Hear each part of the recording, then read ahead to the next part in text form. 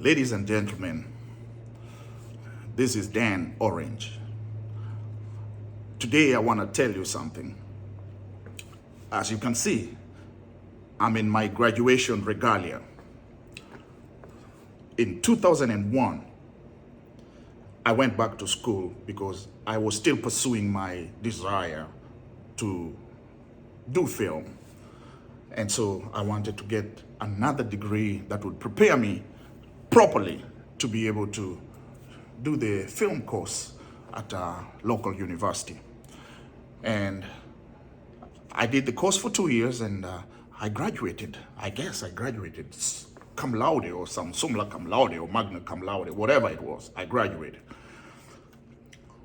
But I did not end up going to college, to university to do film for various reasons.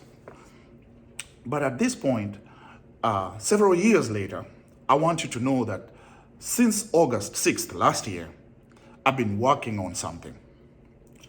So before I tell you what it is, let me just introduce the idea here first. For those of you who don't know, I'm an occupational therapist and I've been practicing for 35 years now. But I'm not here to talk about that, except a small story here which may be relevant. Some years ago, I had a patient, and this patient had so much going on. No need to mention diagnosis and all that. But this patient was left with only one thing that she did that was fun. It was smoking. She was addicted to smoking, and if she did not smoke a cigarette, then she wasn't able to participate in all other things. And her day was miserable if she did not smoke. So, in order to get her to do therapy, I had to devise a gadget that would help her because she couldn't hold the cigarette.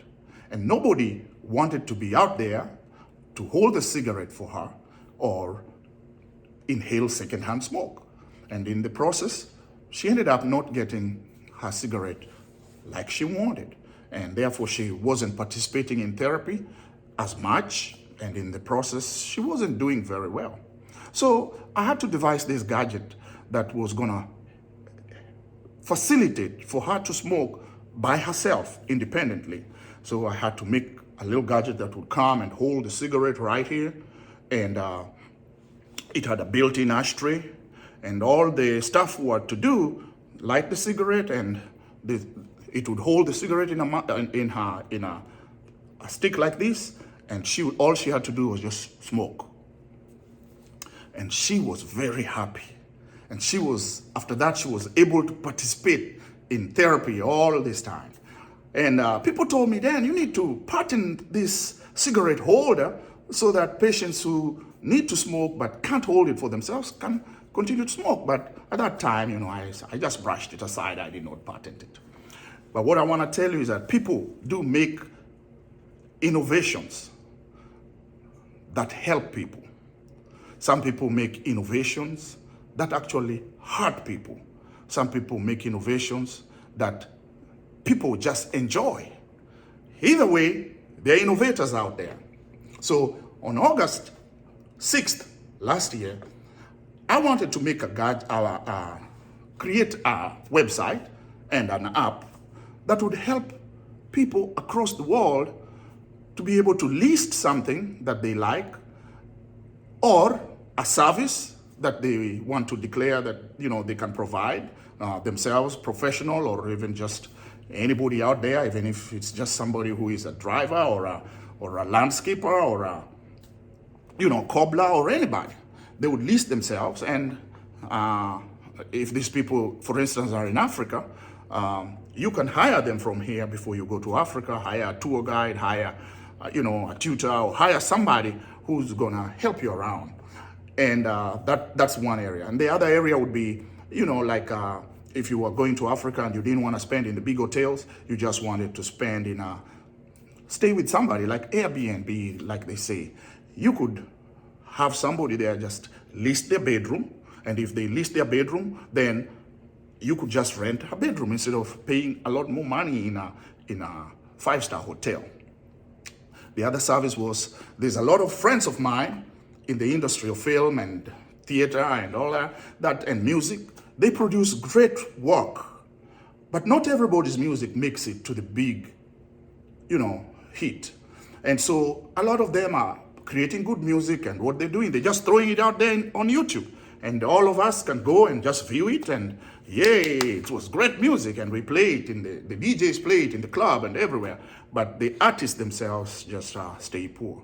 So I wondered, suppose you are able to list that music privately on YouTube or unlisted on YouTube. And then I created an app that you can go ahead and list it there. And when somebody wants to listen to your music or watch your movie, they just click and they pay you. And voila, you watch the movie or you watch the music. That was something, that would be something. And then last but not least, there was this area of like products. If you want to sell something directly, if somebody may be selling coffee, somebody may be selling tea, or something out there from Africa, you want to export it, you want to sell it directly to the US, then you can easily list it there. But then lately, I've just added another one there, tickets. So tickets are also there. If you have an event and you want to have a place where people can buy your tickets that are not as exorbitant as those big ticket vendors out there, then you could actually list your tickets with us. So I started building this up last August, and the journey was not a joke. I had to stay up very late. Every day. I met bottleneck after bottleneck, and to make it work, you had to jump these hurdles. You have to create it, and you have to get access. You have to get verified by different types of organizations that deal with money or deal with privacy or deal with that. And then finally, I had to be accepted to be a developer in the Google Play Store and in the Apple Store. Apple Play, whatever, Apple App Store. That was something that now I was a developer. That made me feel good, I'm a developer. But then I figured, what will be the use if I do all this and I'm not able to deliver? I'm not able to produce something that you will be happy about. And that even got harder when you have to be approved by these financial institutions that deal with international trade, and so that you're not a money launderer, you're not a scammer, you're not a fraudster. They had to check you and all that. And on the other side, you're still also building the app to be of the standard that they want. That wasn't easy. So yesterday, Google Play approved my app. iSoriTe. iSoriTe is my app, and it's for global merchants who want to trade. And today, Apple has approved my app. Woo-hoo! And so I have my apps on the Google Play Store and on Apple's store. You can download them and you can start trading, or you can apply to be a merchant. You don't even have to apply. You just sign up. You punch in some few information, username, password, and you're in there.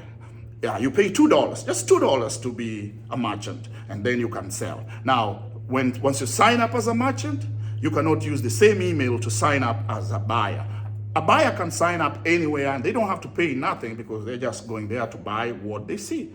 So you can also sign up as a buyer with a different email, and you can also buy from other people and other people. So I created this app to facilitate trade. It's an infrastructure that will help people from Africa to sell to Europe, to America, and people from America to sell within America or to Europe or to Africa.